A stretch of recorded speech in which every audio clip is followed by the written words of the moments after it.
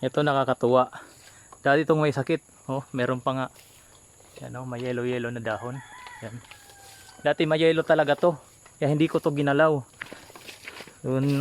Nilagyan ko lang to ng ipot ng manok. Yan, para tumaba yung lupa.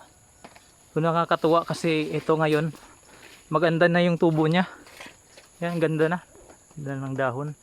So dati itong may sakit, akala ko nga mamatay na to eh. Akala ko tinamaan ng banshee-top. Kasi ito yung katabi niya, tinamaan to ng banshee-top dati nung nag-herbicide ko. Yan, ngayon niya eh, meron pa rin banshee-top yan. Hindi ko pa na-irad. So ito rin. Ito, natama.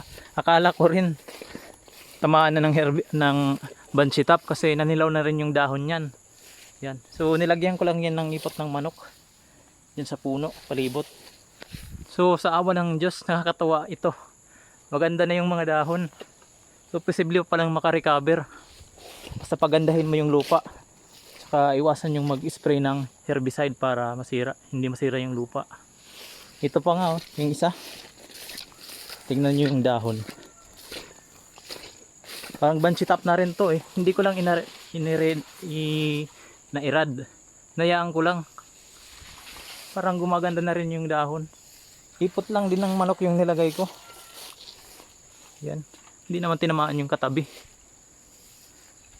So, pwede pala. Basta patabain mo yung lupa. Huwag kang gumamit ng herbicide para hindi masira yung mga pananim mo. Kasi okay lang naman kahit madamo. Kanya oh, hindi madamo. Pero tingnan mo. Tingnan mo yung bunga. Ang laki. No? Yan. Madamo yan. Plastic ko lang yan tinanggalan. Tingnan nyo yung bunga. Ang laki. Madamo yung area. Yan, madamo. So, goods pa rin. So, iwasan lang gumamit ng herbicide. So, ito yung sinasabi ko. Ganito yung nangyari sa area. Yung pinakita ko kaninang mga saging. Ganito. Ganito.